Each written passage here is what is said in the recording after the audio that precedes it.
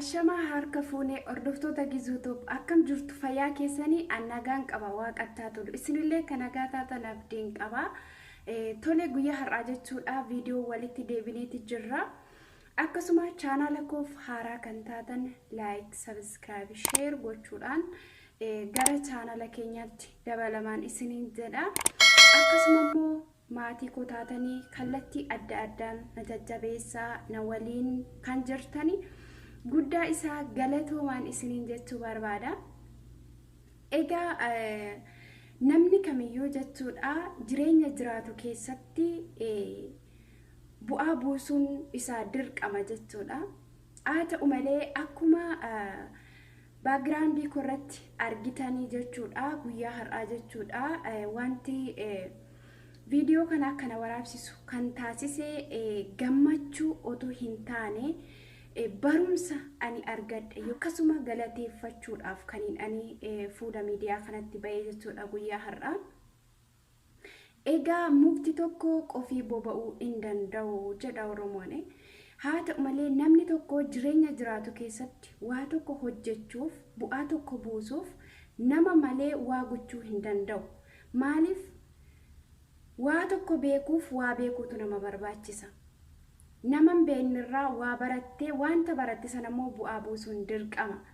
Haa ta'u malee miidiyaa kanarraa waa baay'ee baranneerra. Faayidaa qofa otoo hin taane barumsa adda addaa barannee jirra jechuudha. Miidiyaa kanarraa barumsan ani baradhe jechuudha isinii qooduu barbaadeen. Jalqaba jechuudha gaafa gara yuutuubii chaanaalii kanaa dhufetti waa tokko hin beeku akkaataatti liivii seenanii ba'aniyyuu hin beeku jechuudha. Maaliif gaafa waa tokko keessa karoorfattee seentu abdiin galmangaa jedhu si keessa yoo jiraate jireenya sanaaf fedhii qabda yookaan hojii sanaaf fedhii qabda taanaan kallattii adda addaatiin namarraa waa bartee galma ga'uu dandeessa. Garuu immoo wanti sun si keessa fedhii hin qabu taanaan otuma beektuyyuu kufuu dandeessa. Har'a gaafa gara yuutuubii kanaa dhufne hundi keenya wallaalota. Garuu walirraa barachaa, walirraa hubachaa bu'aa tokko buusnee jirra jechuudha.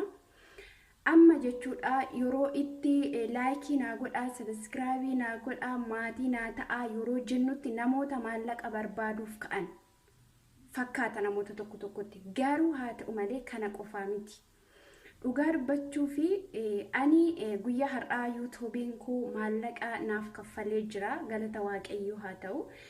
Gammachuu maallaqa caalaa gammachuun ani uummata yuutuubii kanarratti baree uummata gargaarsa naaf godhanii galateeffachuun barbaada. Sababiin isaayyuu namoonni baay'een dandeettii qabanii kan mataa isaanii caalaarra nama faarsaa kan godhanii jiru. Namoonni saa'itii guutuurraa kaasee hanga guyyaa har'aatti aarsaa na waliin kaffalan baay'ee isaaniitu jiru. Akkasuma yuutuubii koo jala otoo seentanii ilaaltanii monetaayizeeshinii ta'uudhaaf ji'oota tokko guutuu jechuudha. Isteeppii lammaffaan na rakkisaa ture. Kana keessatti abdii kutee yerootiin achi lafa kaayitu jira jechuudha. Yerootiin chaanaala lammaffaa banallee jira. Kana keessatti namoonni baay'een na jajjabeessanii imeelii koof paaspoortii koo harkaa fuudhanii kan galmaan na geessisan namoota baay'eedha. Yeroo kanatti obboloota koo dhugaa ani jechan qabu gatii keessan hundumaayyuu waaqarraan argattu. Akkasuma immoo jabaadhu jechuudhaan kallattii adda addaatiin haamilee naaf taatanii kana jajjabeessaa turtan guddaasaa galatoomaan isiniin jedha. Maaliif jireenya jiraannu keessatti bu'aa bayiin hin dhibu, qormaanni hin dhibu, wallaaluun hin dhibu. Garuu haa ta'u malee kan nama taasisu namadha. Walitti dhufeenya namaa qabda taanaan beekumsa qofaa qabaattee teessa taanaanis bu'aan qabu. Garuu wallaaltuu taatee jireenya qabduuf amala qabdu keessatti walitti dhufeenya namaa qabda taanaan wanta hin beekne tokko barachuu dandeessa. Egaa namoonni jalqaba waggaa tokkoon dura haga hammaatti otoo guyyaa tokko nan nuffiin otoo guyyaa tokko nan gufachiisin na gargaaraa turtan guddaa isaa galatoomaan isiniin jedha. Akkasuma immoo uummanni keenya otoo biyya ormaa keessa jiru haalli gola jireenya biyya ormaa otoo hin daangessin galgalaaf ganama bilbila itti naaf bantanii aarsaa kaffaltanii yeroo kanaan nageessisuu keessan guddaan isin galateeffadha. Haala doolaara ilaalchisee illee jechuudha. Sadarkaa isaallee hin beeku. Monetization ta'anii maallaqa fa'aa argatu natti fakkaata natti jechuudha jalqabatti. Gaafa waa tokko hojjettu jalqabni isaa fi dhumni isaa maal akka ta'e otoo beektee itti seente gaariidha. Baay'een keenya yuutuubii kana fayyuma banannee viidiyoo irratti gadhiisnee jalqabna malee isteeppiidhaan maal tokko nu barbaachisu hin beeknu jechuudha jalqaba. Wanta hojjettu tokkotti abdiin kuti, wanta hojjettu tokkotti hin aarii. Maaliif aartu malee dadhabdu malee xaartu malee bu'aa buusuu hin dandeessu. Haa ta'u malee immoo obsi si barbaachisa. Jireenya miidiyaa kana keessatti obsatu nama barbaachisa obboloota ko. Obsi guddaa godhee nama barbaachisa. Maaliif nama malee guddachuu hin dandeessu. Nama malee chaanaalli keessa bu'aa buusuu hin danda'u. Kanaaf ati walitti dhufeenya namaa godhachuu si barbaachisa. Dandeettii qabduun beekumsa qabduunis nama fayyaduun si barbaachisa.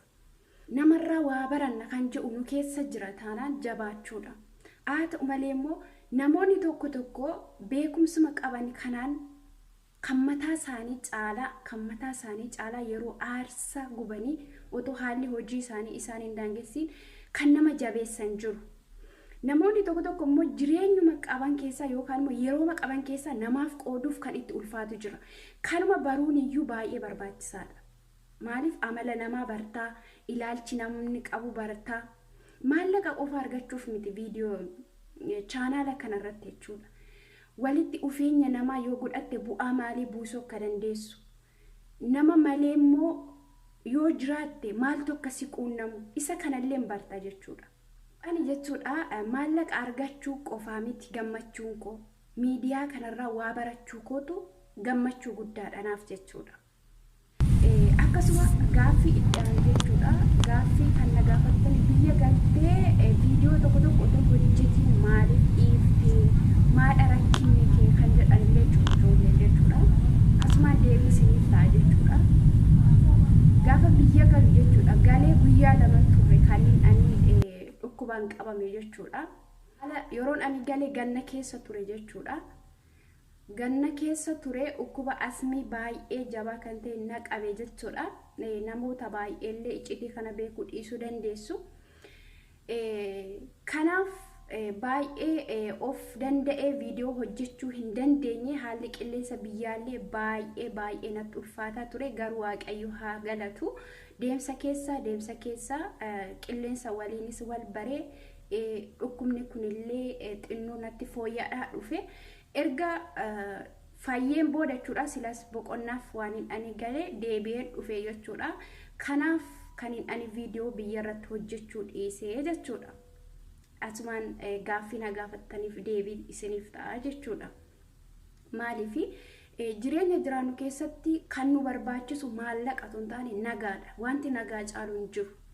Nagaa qabda taanaan waa barbaadde hojjechuu dandeessa. Garuu nagaan qabdu taanaan waa tokko hojjechuu hin dandeessu. Isa kanadha jechuudha. Waaqayyo galatu isa nagaa nuu laateefi kanan isiniin jedha yeroon biyya galee sanatti chaanaala korratti hin hojjenne waan ani asii hojjedhe doolaarla naa lakkaa ture ji'a lamaaf hojii irraa dhaabee hin kaafate jechuudha. Baay'ee narraa kutee jechuudha. Isa kanatti yoona kana ga'uu danda'e jechuudha. Haala kaffaltii irratti. Egaa kana fakkaata jechuudha hordoftoota koo guyyaa har'aa viidiyoon ani qabadhee dhufe kana fakkaata. Dhaloonni asumaan ergaan ani qabu dhaloonni ganaa gara chaanaalatti dhufaa jirtanis keessa jirtanis ta'u dandeettii qabdaniin wal jabeessaa walitti hin dhibaayina dhugaa dubbachuuf. Maaliif akkuma mixiin wal qabattee laga ceetii jedhu michire isa kanaaf nuyi yoo wal tokko taane malee yoo jaalala walii qabaanne malee wal guddisuu hin dandeenyu.